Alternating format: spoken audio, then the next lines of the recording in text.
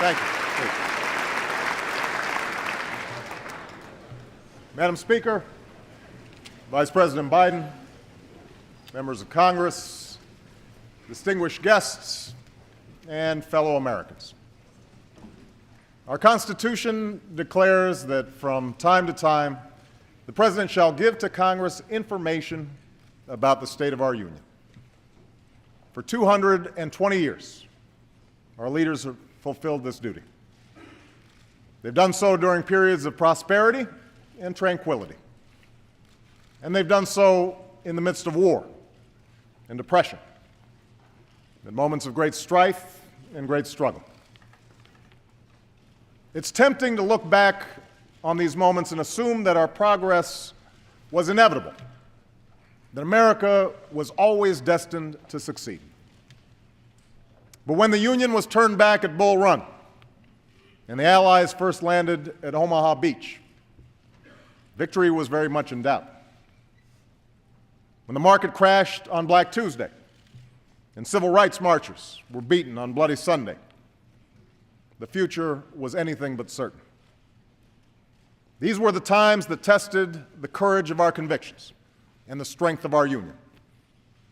And despite all our divisions and disagreements, our hesitations and our fears, America prevailed because we chose to move forward as one nation, as one people. Again, we are tested. And again, we must answer history's call. 1 year ago, I took office amid 2 wars, an economy rocked by a severe recession, a financial system on the verge of collapse, and a government deeply in debt. Experts from across the political spectrum warned that if we did not act, we might face a second depression. So we acted, immediately and aggressively. And 1 year later, the worst of the storm has passed. But the devastation remains. 1 in 10 Americans still cannot find work. Many businesses have shuttered. Home values have declined. Small towns and rural communities have been hit especially hard. And for those who'd already known poverty, life's become that much harder. This recession has also compounded the burdens that America's families have been dealing with for decades. The burden of working harder and longer for less, of being unable to save enough to retire or help kids with college. So I know the anxieties that are out there right now. They're not new. These struggles are the reason I ran for president. These struggles are what I've witnessed for years in places like Elkhart, Indiana, and Galesburg, Illinois. I hear about them in the letters that I read each night. The toughest to read are those written by children, asking why they have to move from their home, asking when their mom or dad will be able to go back to work. For these Americans and so many others, change has not come fast enough. Some are frustrated, some are angry. They don't understand why it seems like bad behavior on Wall Street is rewarded, but hard work on Main Street isn't. Or why Washington has been unable or unwilling to solve any of our problems. They're tired of the partisanship and the shouting and the pettiness. They know we can't afford it. Not now. So we face big and difficult challenges. And what the American people hope, what they deserve, is for all of us, Democrats and Republicans, to work through our differences, to overcome the numbing weight of our politics. For while the people who sent us here have different backgrounds, different stories, different beliefs, the anxieties they face are the same. The aspirations they hold are shared. A job that pays the bills, a chance to get ahead, most of all, the ability to give their children a better life. And you know what else they share?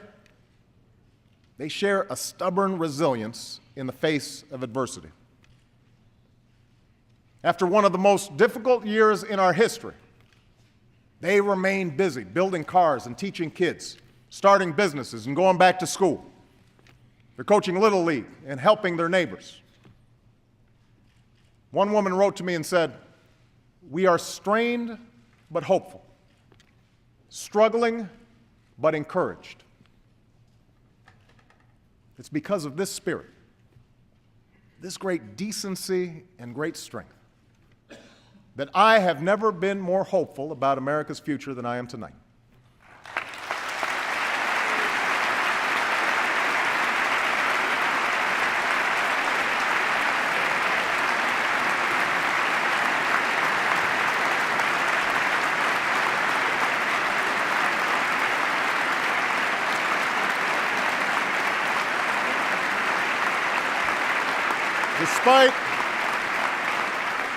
Despite our hardships, our union is strong.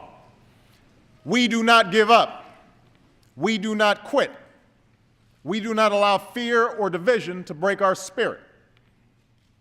In this new decade, it's time the American people get a government that matches their decency, that embodies their strength.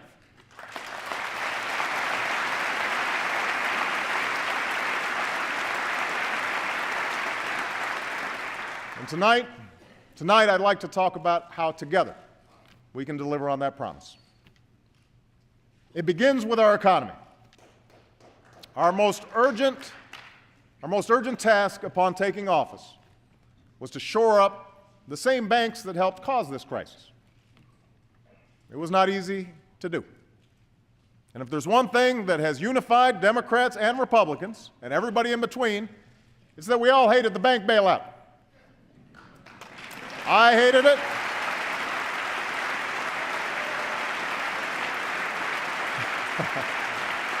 I hated it.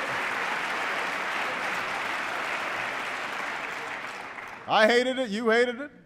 It was about as popular as a root canal. But when I ran for president, I promised I wouldn't just do what was popular. I would do what was necessary. And if we had allowed the meltdown of the financial system, unemployment might be double what it is today. More businesses would certainly have closed. More homes would have surely been lost. So I supported the last administration's efforts to create the Financial Rescue Program. And when we took that program over, we made it more transparent and more accountable. And as a result, the markets are now stabilized, and we've recovered most of the money we spent on the banks.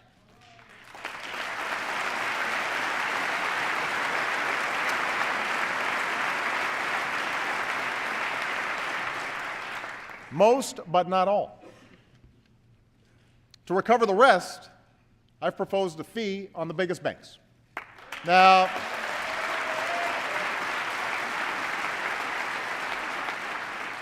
I know Wall Street isn't keen on this idea, but if these firms can afford to hand out big bonuses again, they can afford a modest fee to pay back the taxpayers who rescued them in their time of need.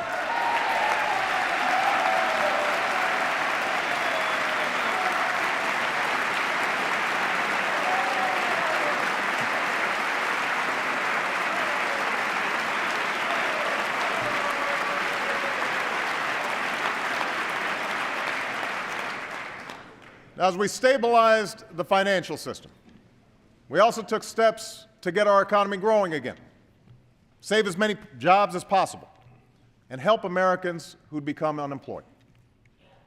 That's why we extended or increased unemployment benefits for more than 18 million Americans, made health insurance 65% cheaper for families who get their coverage through COBRA, and passed 25 different tax cuts. Now let me repeat. We cut taxes. We cut taxes for 95% of working families. We cut taxes for small businesses. We cut taxes for first-time home buyers. We cut taxes for parents trying to care for their children. We cut taxes for 8 million Americans paying for college.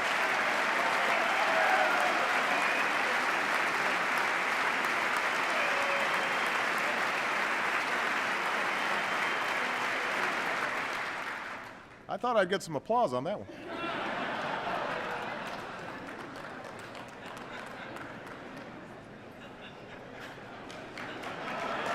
As a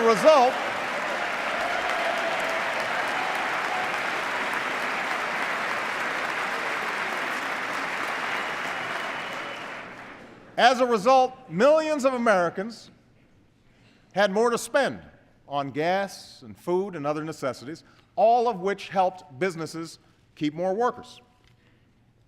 And we haven't raised income taxes by a single dime on a single person, not a single dime.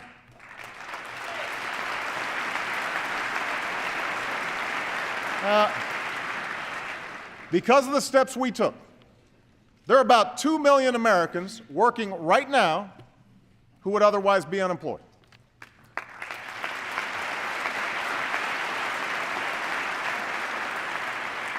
200,000 work in construction and clean energy. 300,000 are teachers and other education workers. Tens of thousands are cops, firefighters, correctional officers, first responders.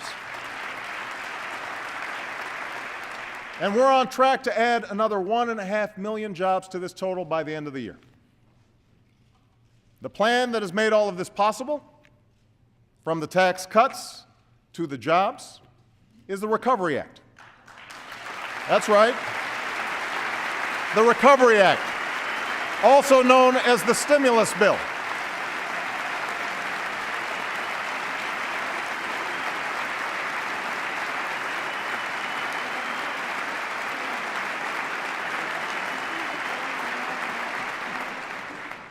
Economists on the left and the right say this bill has helped save jobs and avert disaster. But you don't have to take their word for it. Talk to the small business in Phoenix that will triple its workforce because of the Recovery Act. Talk to the window manufacturer in Philadelphia who said he used to be skeptical about the Recovery Act until he had to add 2 more work shifts just because of the business it created. Talk to the single teacher raising 2 kids who was told by her principal in the last week of school that because of the Recovery Act, she wouldn't be laid off after all. There are stories like this all across America. And after 2 years of recession, the economy is growing again. Retirement funds have started to gain back some of their value. Businesses are beginning to invest again. And slowly, some are starting to hire again.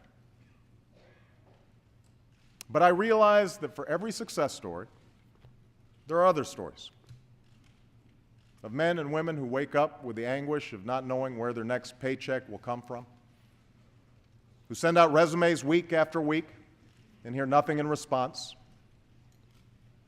That is why jobs must be our #1 focus in 2010, and that's why I'm calling for a new jobs bill tonight.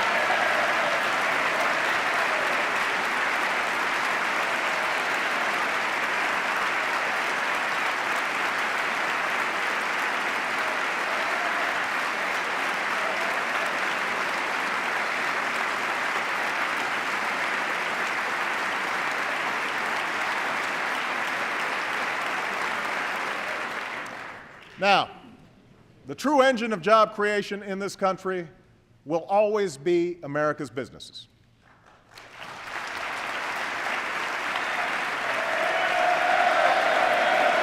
I agree. Absolutely. But government can create the conditions necessary for businesses to expand and hire more workers.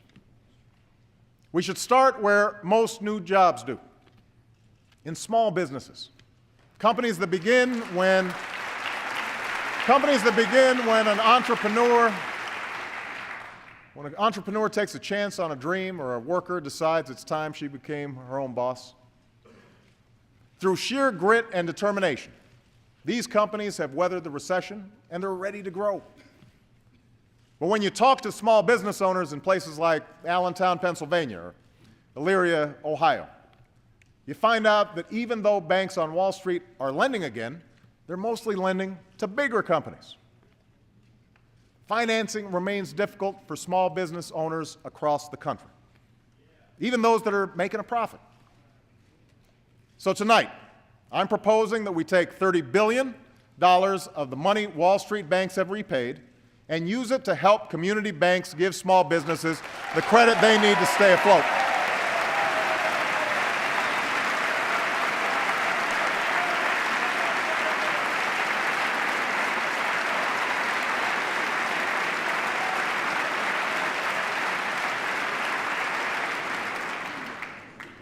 I'm also proposing a new small business tax credit, one that will go to over 1 million small businesses who hire new workers or raise wages.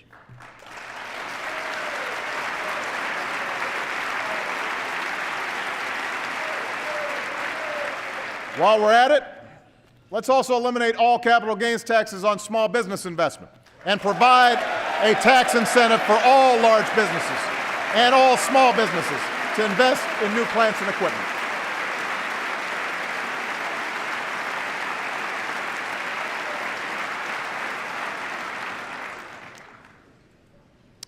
Next, we can put Americans to work today building the infrastructure of tomorrow.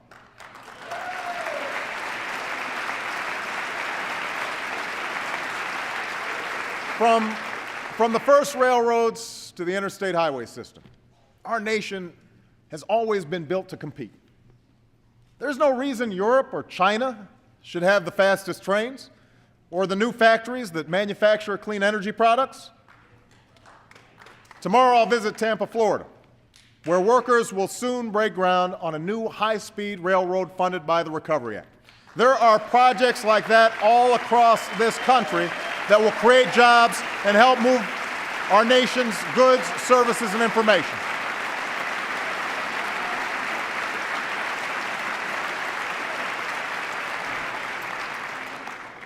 We should put more Americans to work building clean energy facilities and give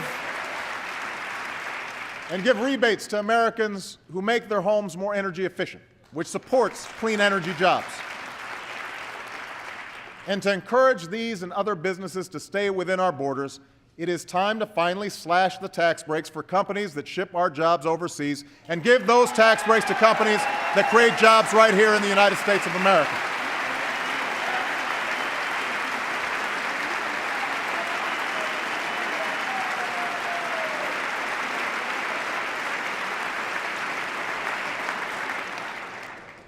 Now, the House has passed a jobs bill that includes some of these steps.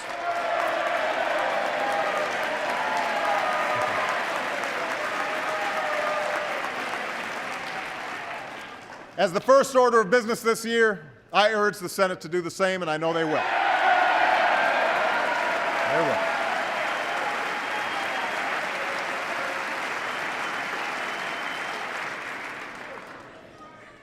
People are out of work. They're hurting. They need our help. And I want a jobs bill on my desk without delay. But the truth is, these steps won't make up for the 7 million jobs that we've lost over the last 2 years. The only way to move to full employment is to lay a new foundation for long-term economic growth and finally address the problems that America's families have confronted for years. We can't afford another so-called economic expansion like the one from the last decade, what some call the lost decade, where jobs grew more slowly than during any prior expansion, where the income of the average American household declined, while the cost of health care and tuition reached record highs, where prosperity was built on a housing bubble and financial speculation. From the day I took office, I've been told that addressing our larger challenges is too ambitious. Such an effort would be too contentious. I've been told that our political system is too gridlocked and that we should just put things on hold for a while. For those who make these claims, I have one simple question. How long should we wait? How long should America put its future on hold? You see,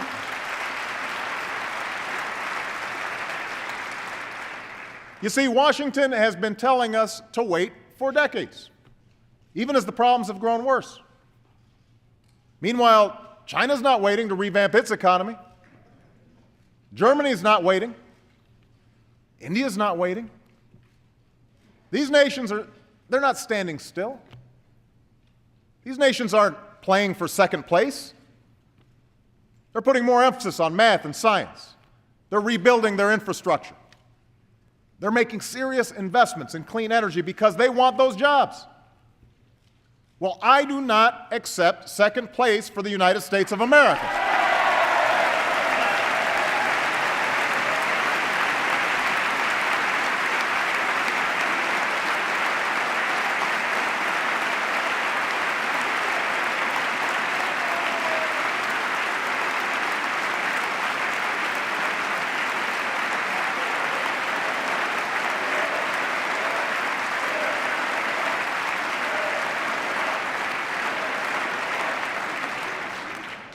As hard as it may be, as uncomfortable and contentious as the debates may become, it's time to get serious about fixing the problems that are hampering our growth. Now, one place to start is serious financial reform. Look, I am not interested in punishing banks. I'm interested in protecting our economy. A strong, healthy financial market makes it possible for businesses to access credit and create new jobs. It channels the savings of families into investments that raise incomes. But that can only happen if we guard against the same recklessness that nearly brought down our entire economy. We need to make sure consumers and middle-class families have the information they need to make financial decisions. We can't allow financial institutions, including those that take your deposits, to take risks that threaten the whole economy. Now, the House has already passed financial reform with many of these changes. And the lobbyists are trying to kill it. Well, we cannot let them win this fight. And if the bill that ends up on my desk does not meet the test of real reform, I will send it back until we get it right. We've got to get it right.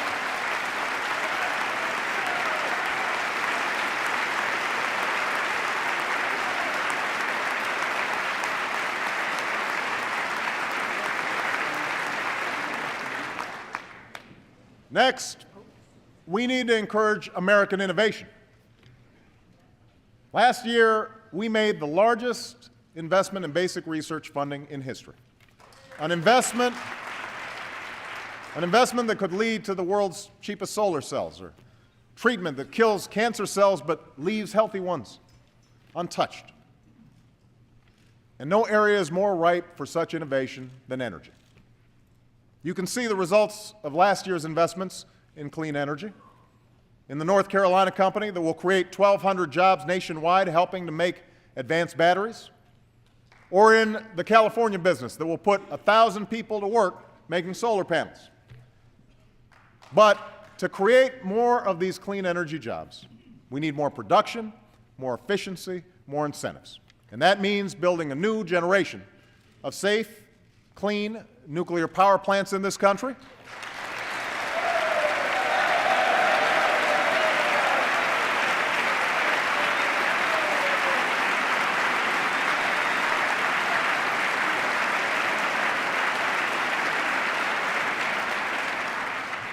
It means making tough decisions about opening new offshore areas for oil and gas development.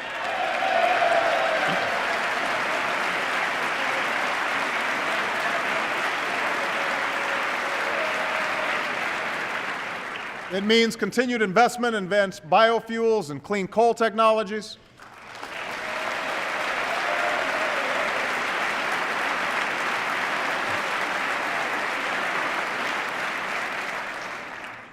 And yes, it means passing a comprehensive energy and climate bill with incentives that will finally make clean energy the profitable kind of energy in America.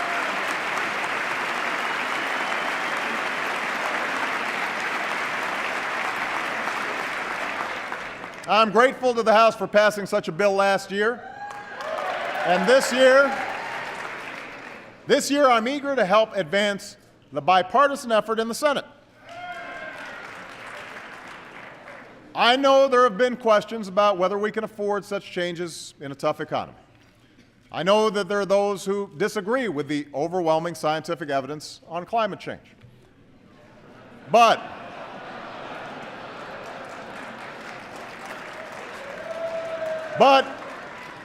here's the thing. Even if you doubt the evidence, providing incentives for energy efficiency and clean energy are the right thing to do for our future, because the nation that leads the clean energy economy will be the nation that leads the global economy, and America must be that nation.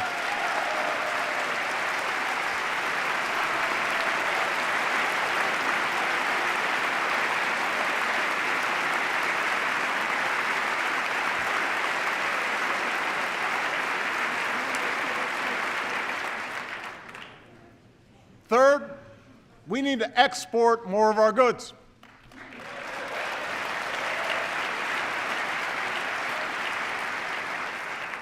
Because the more products we make and sell to other countries, the more jobs we support right here in America. So tonight, we set a new goal. We will double our exports over the next 5 years, an increase that will support 2 million jobs in America.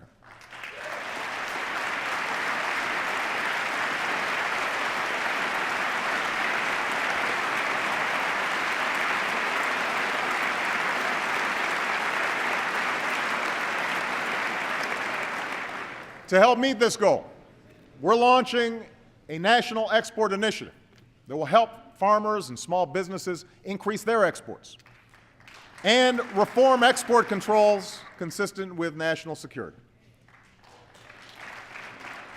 We have to seek new markets aggressively, just as our competitors are. If America sits on the sidelines while other nations sign trade deals, we will lose the chance to create jobs on our shores.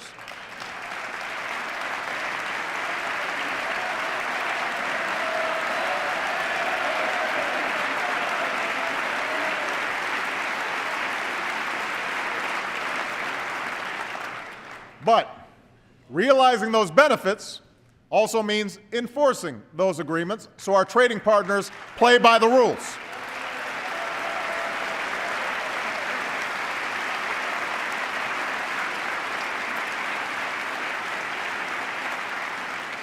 And that's why we'll continue to shape a Doha trade agreement that opens global markets, and why we will strengthen our trade relations in Asia and with key partners like South Korea and Panama and Colombia.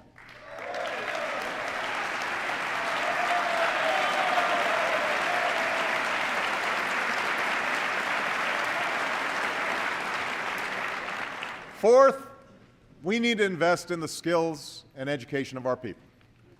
Now, this year, we've broken through the stalemate between left and right by launching a national competition to improve our schools. And the idea here is simple.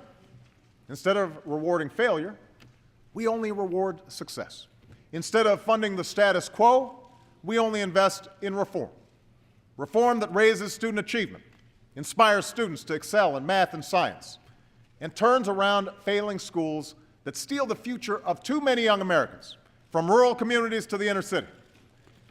In the 21st century, the best anti-poverty program around is a world-class education.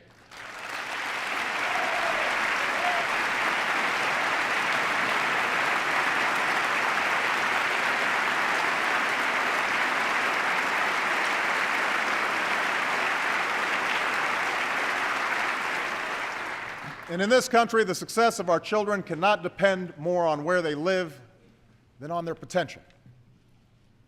When we renew the Elementary and Secondary Education Act, we will work with Congress to expand these reforms to all 50 states. Still, in this economy, a high school diploma no longer guarantees a good job. That's why I urge the Senate to follow the House and pass a bill that will revitalize our community colleges, which are a career pathway to the children of so many working families.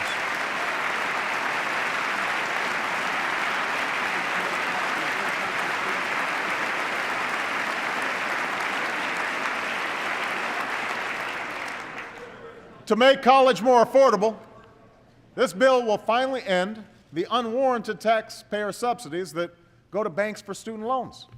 Instead, let's take that money and give families a $10,000 tax credit for 4 years of college and increase Pell Grants.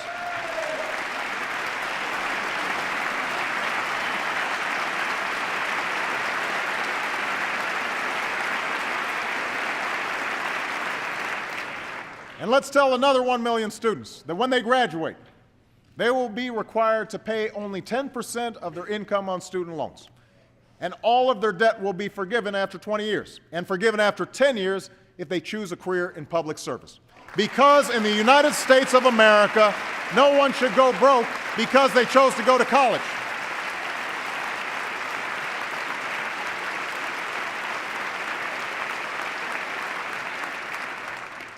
And by the way, it's time for colleges and universities to get serious about cutting their own costs, because they too have a responsibility to help solve this problem.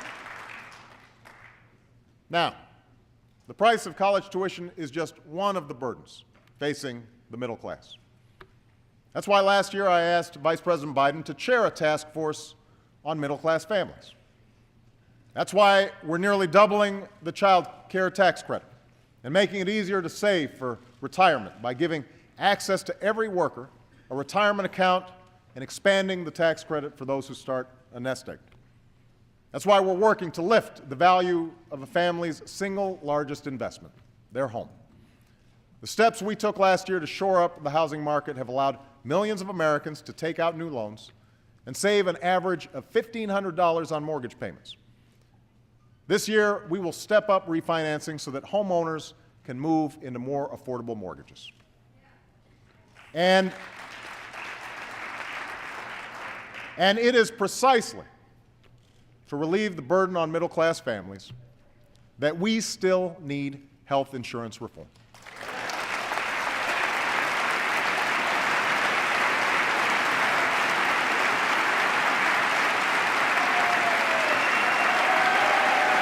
Yes, we do.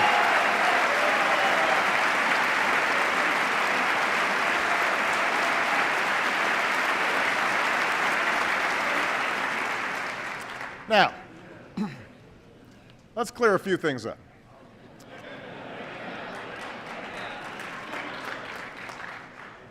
I didn't choose to tackle this issue to get some legislative victory under my belt. And by now, it should be fairly obvious that I didn't take on health care because it was good politics.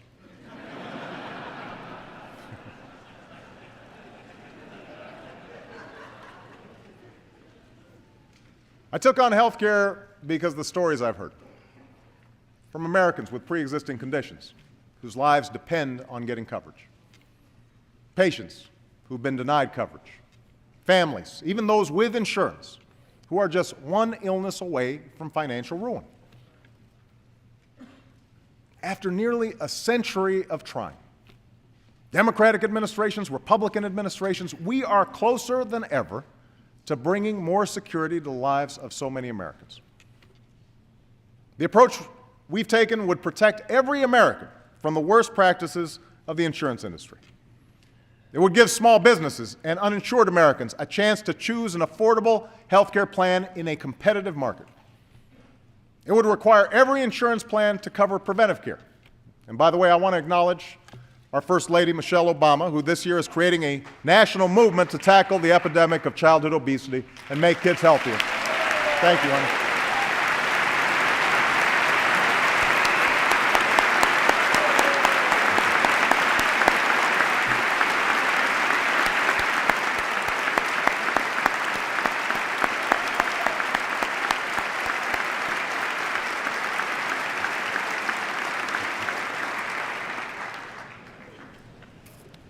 She gets embarrassed.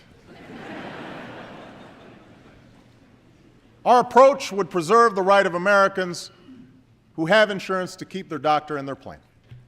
It would reduce costs and premiums for millions of families and businesses. And according to the Congressional Budget Office, the independent organization that both parties have cited as the official scorekeeper for Congress, our approach would bring down the deficit by as much as $1 trillion over the next 2 decades.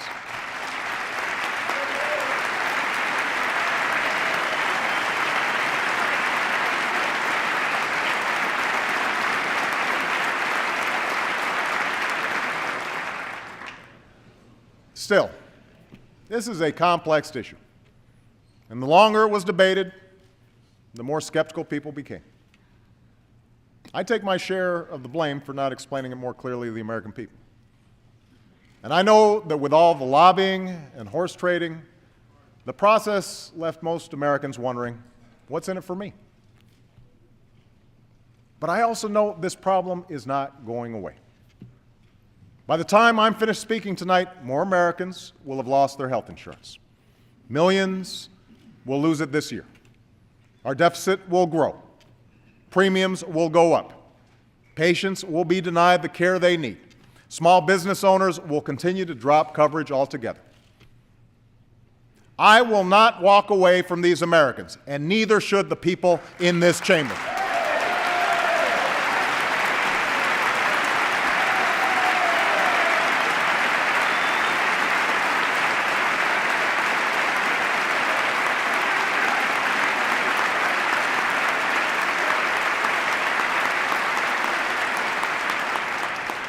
So, as temperatures cool, I want everyone to take another look at the plan we've proposed. There's a reason why many doctors, nurses, and healthcare experts who know our system best consider this approach a vast improvement over the status quo. But if anyone from either party has a better approach that will bring down premiums, bring down the deficit, cover the uninsured, strengthen Medicare for seniors, and stop insurance company abuses, let me know. Let me know. Let me know.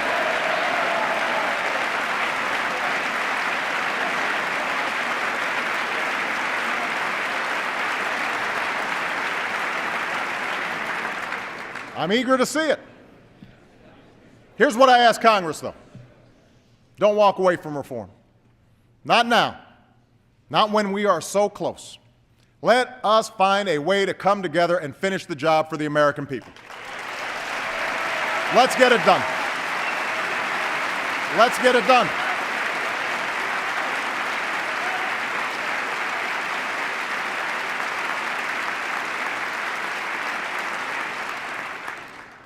Now, even as health care reform would reduce our deficit, it's not enough to dig us out of a massive fiscal hole in which we find ourselves.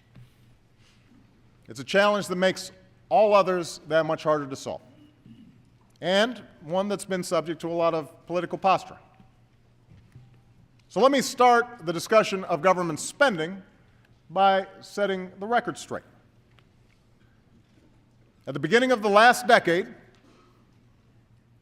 the year 2000, America had a budget surplus of over $200 billion. By the time I took office, we had a one-year deficit of over $1 trillion and projected deficits of $8 trillion over the next decade.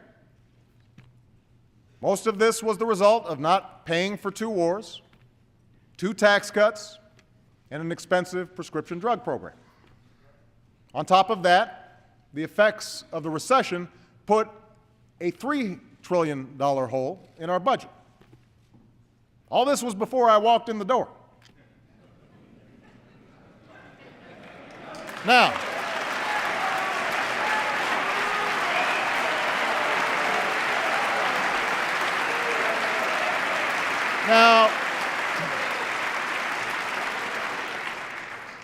just stating the facts. Now, if we had taken office in ordinary times, I would have liked nothing more than to start bringing down the deficit. But we took office amid a crisis, and our efforts to prevent a second depression have added another $1 trillion to our national debt. That, too, is a fact. I'm absolutely convinced that was the right thing to do. But families across the country are tightening their belts and making tough decisions. The federal government should do the same.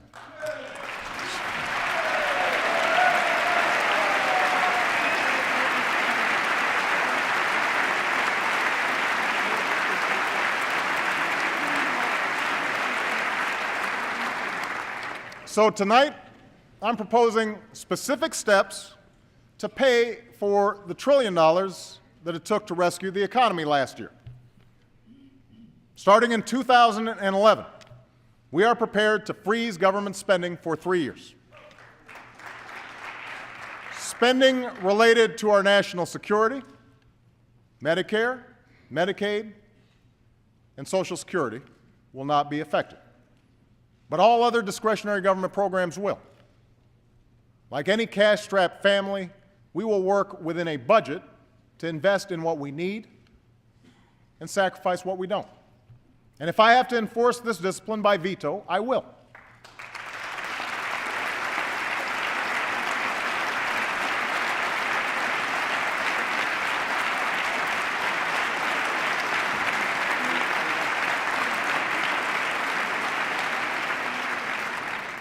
We will continue to go through the budget, line by line, page by page, to eliminate programs that we can't afford and don't work.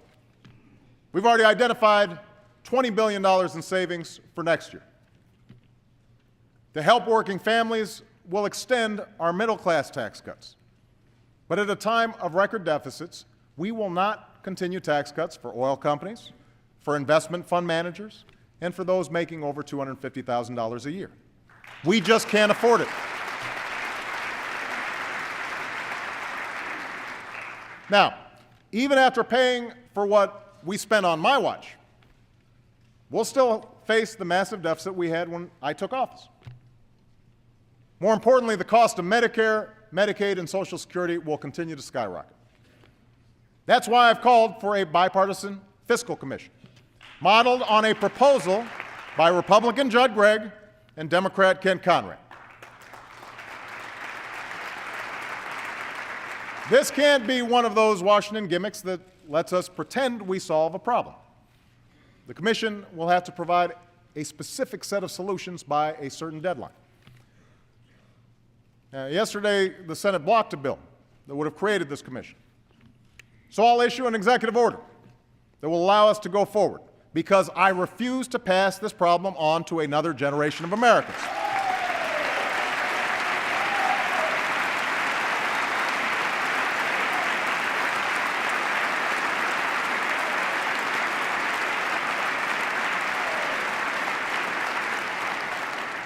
And when the vote comes tomorrow, the Senate should restore the pay-as-you-go law that was a big reason for why we had record surpluses in the 1990s.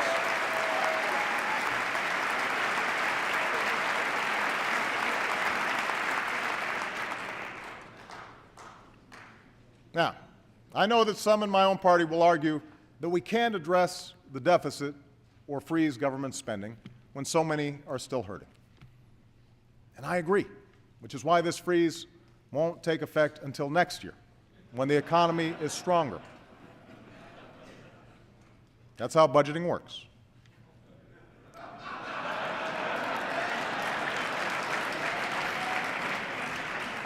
But understand,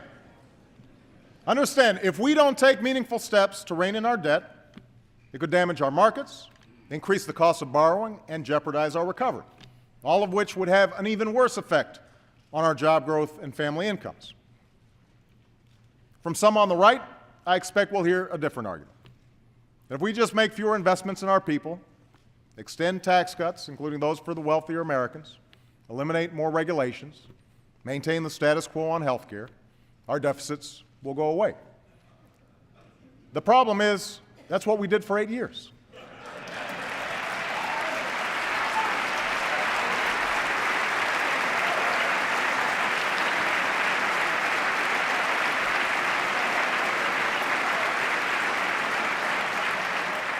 That's what helped us into this crisis. It's what helped lead to these deficits. We can't do it again. Rather than fight the same tired battles that have dominated Washington for decades, it's time to try something new. Let's invest in our people without leaving them a mountain of debt. Let's meet our responsibility to the citizens who sent us here. Let's try common sense. A novel concept. Now, to do that, we have to recognize that we face more than a deficit of dollars right now. We face a deficit of trust, deep and corrosive doubts about how Washington works that have been growing for years. To close that credibility gap, we have to take action on both ends of Pennsylvania Avenue, to end the outsized influence of lobbyists, to do our work openly, to give our people the government they deserve.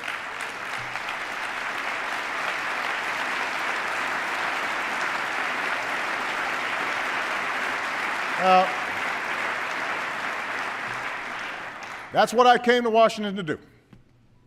That's why, for the first time in history, my administration posts on our White House visitors online. That's why we've excluded lobbyists from policymaking jobs or seats on federal boards and commissions. But we can't stop there. It's time to require lobbyists to disclose each contact they make on behalf of a client with my administration or with Congress. It's time to put strict limits on the contributions that lobbyists give to candidates for federal office. With all due deference to separation of powers, last week the Supreme Court reversed a century of law that I believe will open the floodgates for special interests, including foreign corporations, to spend without limit in our elections.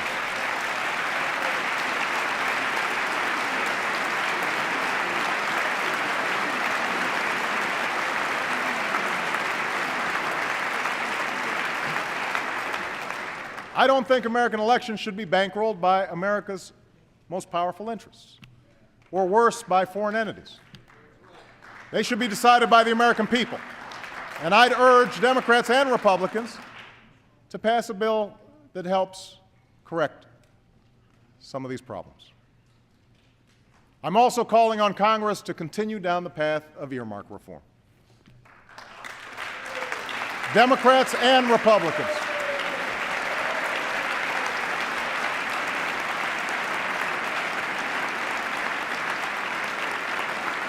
Democrats and Republicans, look, you've trimmed some of this spending. You've embraced some meaningful change. But restoring the public trust demands more. For example, some members of Congress post some earmark requests online. Tonight, I'm calling on Congress to publish all earmark requests on a single website before there's a vote, so that the American people can see how their money's being spent.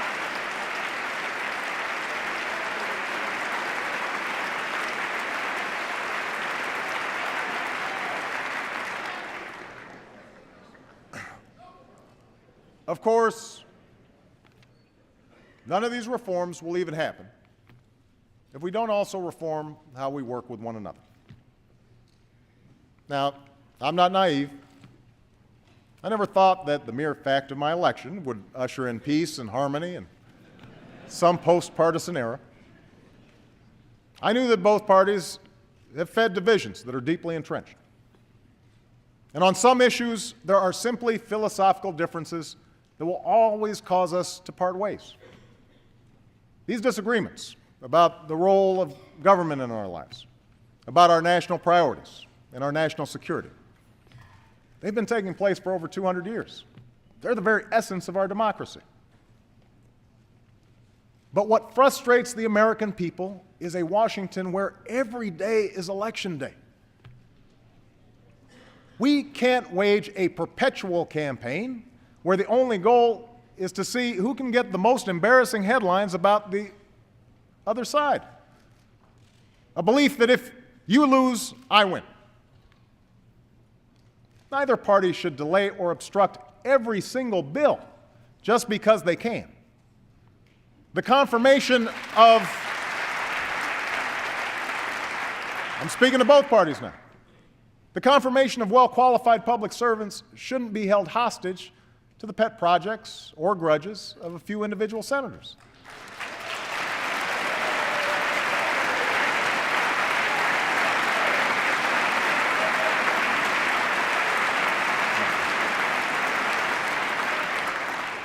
Washington may think that saying anything about the other side, no matter how false, no matter how malicious, is just part of the game.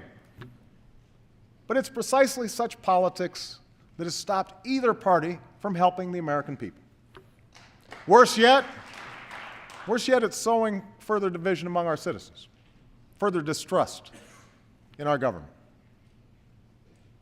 So no, I will not give up on trying to change the tone of our politics. I know it's an election year, and after last week, it's clear that campaign fever has come even earlier than usual. But we still need to govern. To Democrats, I would remind you that we still have the largest majority in decades, and the people expect us to solve problems, not run for the hills.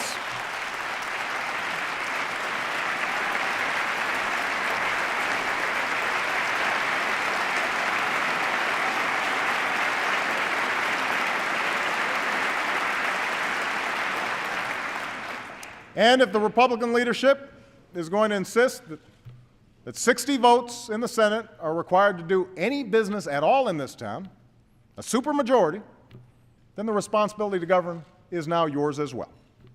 Just saying no to everything may be good short-term politics, but it's not leadership. We were sent here to serve our citizens, not our ambitions.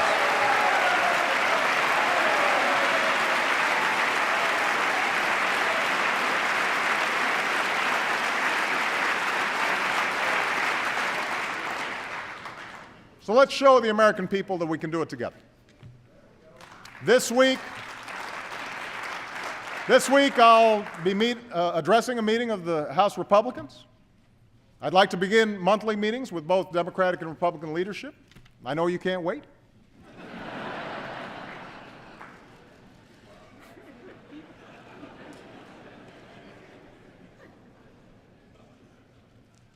Throughout our history, no issue has united this country more than our security. Sadly, some of the unity we felt after 9/11 has dissipated. And we can argue all we want about who's to blame for this, but I'm not interested in relitigating the past.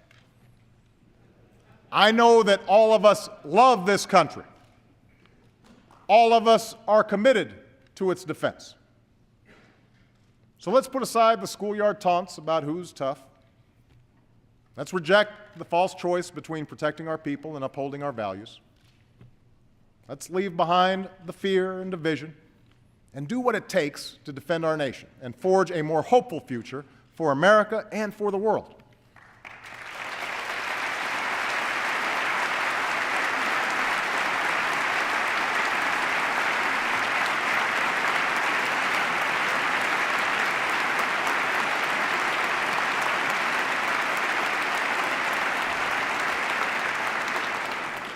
That's the work we began last year. Since the day I took office, we've renewed our focus on the terrorists who threaten our nation. We've made substantial investments in our homeland security and disrupted plots that threaten to take American lives. We are filling unacceptable gaps revealed by the failed Christmas attack with better airline security and swifter action on our intelligence. We've prohibited torture and strengthened partnerships from the Pacific to South Asia to the Arabian Peninsula. And in the last year, hundreds of al-Qaeda's fighters and affiliates, including many senior leaders, have been captured or killed, far more than in 2008.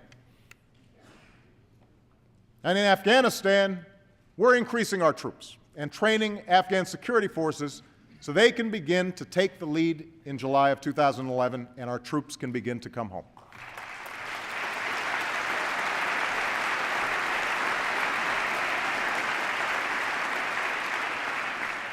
We will reward good governance, work to reduce corruption, and support the rights of all Afghans, men and women alike. We're joined by allies and partners who have increased their own commitments and who will come together tomorrow in London to reaffirm our common purpose. There will be difficult days ahead, but I am absolutely confident we will succeed. As we take the fight to al-Qaeda, we are responsibly leaving Iraq to its people. As a candidate, I promised that I would end this war, and that is what I am doing as president. We will have all of our combat troops out of Iraq by the end of this August. We will support the Iraqi government. We will support the Iraqi government as they hold elections, and we will continue to partner with the Iraqi people to promote regional peace and prosperity. But make no mistake, this war is ending, and all of our troops are coming home.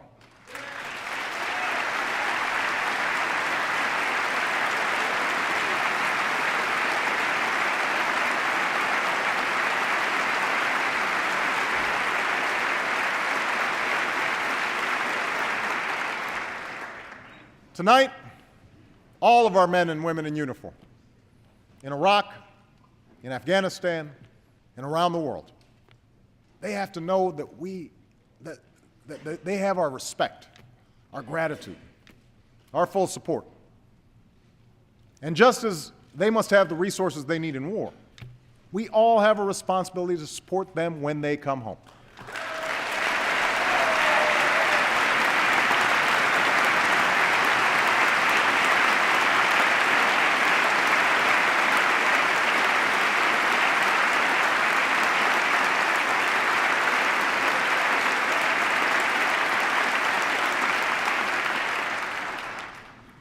That's why we made the largest increase in investments for veterans in decades.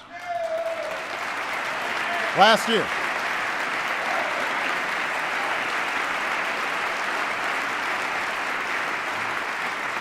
That's why we're building a 21st century VA. And that's why Michelle has joined with Jill Biden to forge a national commitment to support military families.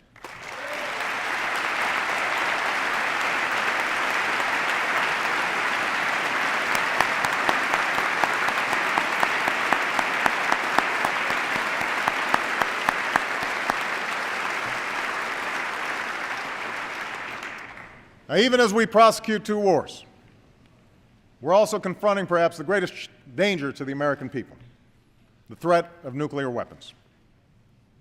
I've embraced the vision of John F. Kennedy and Ronald Reagan through a strategy that reverses the spread of these weapons and seeks a world without them. To reduce our stockpiles and launchers while ensuring our deterrent, the United States and Russia are completing negotiations on the farthest-reaching arms control treaty in nearly 2 decades.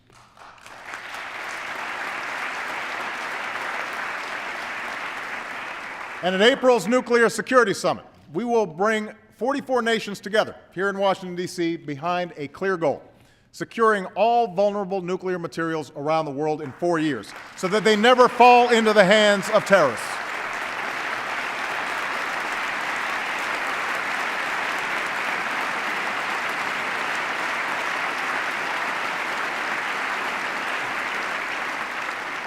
Now, these diplomatic efforts have also strengthened our hand in dealing with those nations that insist on violating international agreements in pursuit of nuclear weapons.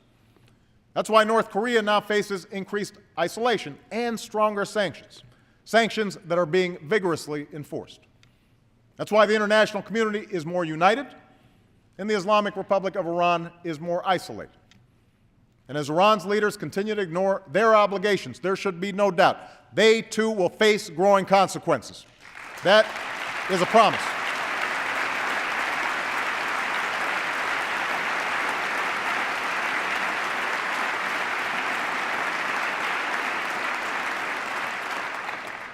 That's the leadership we are providing.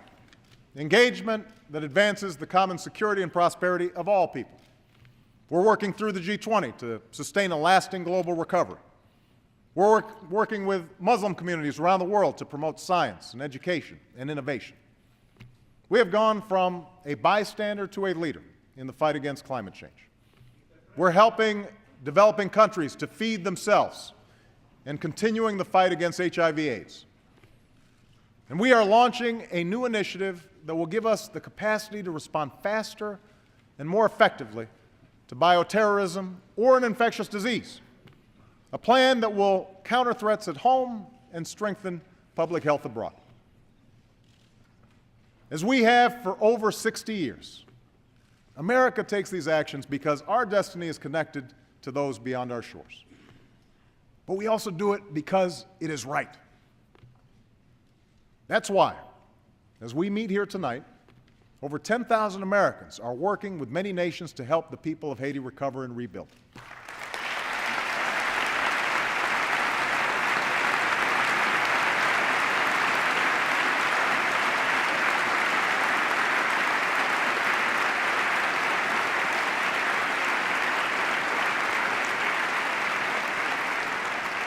That's why we stand with the girl who yearns to go to school in Afghanistan, why we support the human rights of the women marching through the streets of Iran, why we advocate for the young man denied a job by corruption in Guinea. For America must always stand on the side of freedom and human dignity. Always.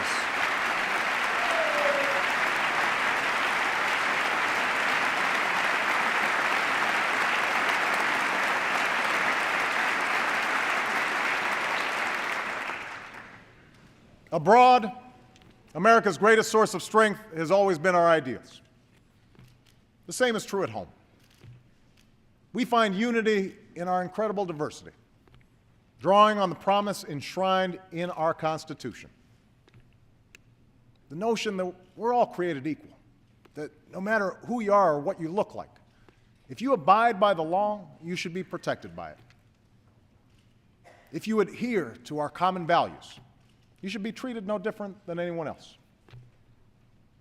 We must continually renew this promise. My administration has a civil rights division that is once again prosecuting civil rights violations and employment discrimination. We finally strengthened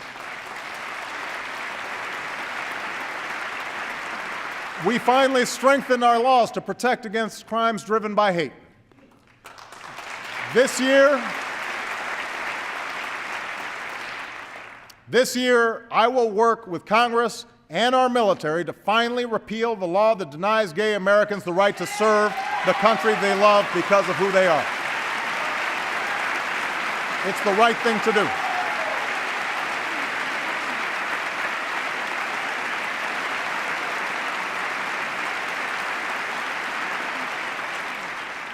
We're going to crack down on violations of equal pay laws so that women get equal pay for an equal day's work.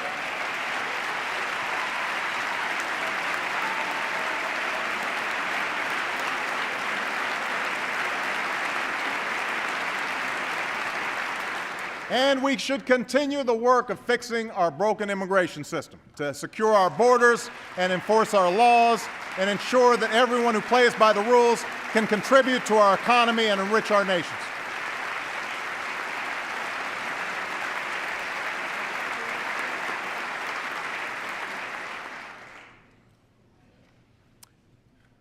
In the end, it's our ideals, our values that built America. Values that allowed us to forge a nation made up of immigrants from every corner of the globe. Values that drive our citizens still. Every day, Americans meet their responsibilities to their families and their employers. Time and again, they lend a hand to their neighbors and give back to their country.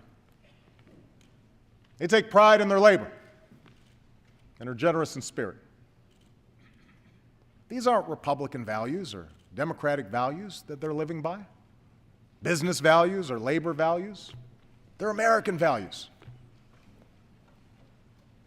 Unfortunately, too many of our citizens have lost faith that our biggest institutions, our corporations, our media, and yes, our government, still reflect these same values.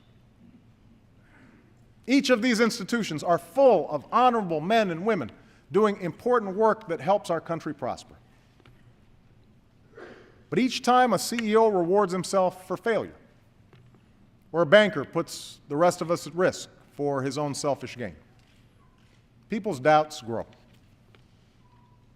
Each time lobbyists game the system or politicians tear each other down instead of lifting this country up, we lose faith. The more that TV pundits reduce serious debates to silly arguments, big issues into sound bites, our citizens turn away. No wonder there's so much cynicism out there. No wonder there's so much disappointment. I campaigned on the promise of change. Change we can believe in, the slogan went. And right now I know there are many Americans who aren't sure if they still believe we can change or that I can deliver it. But remember this, I never suggested that change would be easy or that I could do it alone. Democracy in a nation of 300 million people can be noisy and messy and complicated. And when you try to do big things and make big changes, it stirs passions and controversy. That's just how it is. Those of us in public office can respond to this reality by playing it safe and avoid telling hard truths and pointing fingers. We can do what's necessary to keep our poll numbers high and get through the next election, instead of doing what's best for the next generation. But I also know this. If people had made that decision 50 years ago, or 100 years ago, or 200 years ago, we wouldn't be here tonight. The only reason we are here is because generations of Americans were unafraid to do what was hard, to do what was needed even when success was uncertain, to do what it took to keep the dream of this nation alive for their children and their grandchildren.